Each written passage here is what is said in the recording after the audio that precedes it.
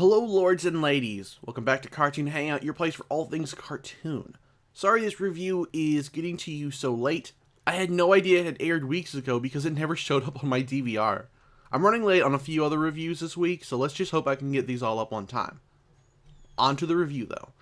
Episode 24, The Puppeteer, switches things up a slight bit when it comes to Miraculous Ladybug's formula. Yes, the new villain, an akumatized Manon, still takes control of people much like a couple of other Ladybug villains from this season.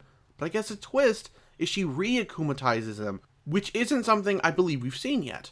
I suppose if you count the imaginary ones that the Evillustrator made, then it's not so unique, but these were real, so... And as far as villains go, seeing a young child become evil was actually really interesting. As someone who often has to deal with an angry little girl on a regular basis, I can attest to how, well, childish kids can be, and how easy it would be for Hawkmoth to take advantage of that. Weirdly enough, he doesn't seem to lose his patience with her like other villains, and praises her. Not something we've seen either. I wonder if it's simply because she's a kid, or what? I really enjoyed this episode. The villain was unique, and put Ladybug in a position we haven't quite seen before. We've seen a variation of it, technically, but not this variation of it. There were quite a few humorous moments sprinkled throughout the episode, too. I think you'll enjoy this episode, if just simply to see Cat Noir speak like a 5-year-old girl. And that's really about it from me. I'm sorry the review's a little short, but I'm not really sure what else to write. It was a really simple episode, if you think about it. Nothing really shocking or revealing when it comes to our heroes or our protagonists, or the story, really. It was fun, don't get me wrong, it was a good episode. If you want to talk about a specific thing from the episode that I just completely spaced on and didn't think to include in the review, leave a comment down below, and we'll talk about it. Thanks for watching, hope you enjoyed the review, take care.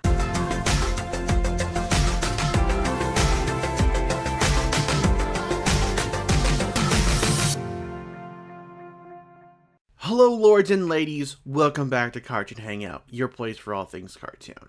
Shaking things up from our typical episode, Antibug starts us off with an already akumatized Sabrina, then gives us an akumatized Chloe immediately after. It's fun when episodes that are usually really formulaic in how their stories get started decide to switch things up like this. And while Vanisher was an okay villain, kind of befitting Sabrina if you think about it, it was Antibug that was actually the standout of the episode. Again, fitting given the episode is titled Antibug, not Vanisher.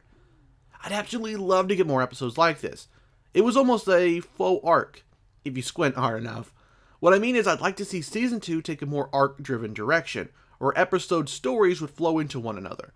Maybe a storyline picks up in one episode, is carried into the next, then gets wrapped up in the third, or even a later episode. The next season doesn't have to do that, but it would be one way of stepping their game up and really improving upon Season 1. I was going to give Ultimate Spider-Man an example of this, but that's not the best example in my opinion of a continuity-heavy arc-driven series that does it well. What about Agents of S.H.I.E.L.D.? The entire new season is revolving around Ghost Rider, and the episodes aren't standalone. The events of one episode are picked up in the next. Now wouldn't that be cool for Ladybug? But let's get back to the episode. At this point, I think we've nearly exhausted all of Marinette's classmates as villains, although I could be wrong. And it's almost ironic that Chloe's akumatized persona would be an anti-Ladybug. It's a cool design, and almost makes Chloe the Green Ranger to Marinette's Ladybug. Her powers are finite, and given to her by Ladybug's antagonist, and are nearly identical to her own. The only difference is the episode doesn't really play up that angle, and it's more or less just a straight up fight between Ladybug and her copycat. Basically, Cat Noir had his turn, now it's hers. So while there weren't any huge moments centered around an anti-Ladybug, the fights were really good. And honestly, I feel like I'm a broken record when it comes to that piece of praise.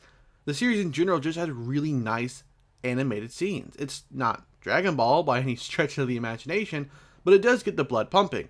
This will be another component I can't wait to see how Season 2 improves upon. Besides all that, we get to watch Marinette learn to take some advice when it's offered.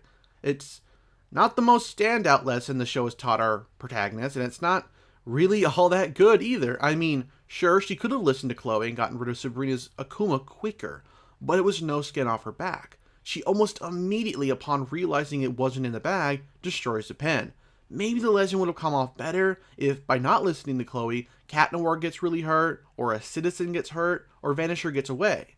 Instead, it jumps from that moment to taking Tiki's advice, then Cat Noir's advice, as if it was some huge thing. But it wasn't. Luckily, that wasn't so big a gripe for me that it ruined the episode. Antibug was still a fun look at an evil ladybug, even if they didn't quite play with it that much. And it showed us a different setup to an episode from the formula that's been established for over 20 episodes now. And that's it from me. What did you think of the episode? Did you think not enough was done with an evil ladybug copycat? Would you want to see more episodes like this? Let me know all of this and more down in the comments. Thanks for watching, and take care.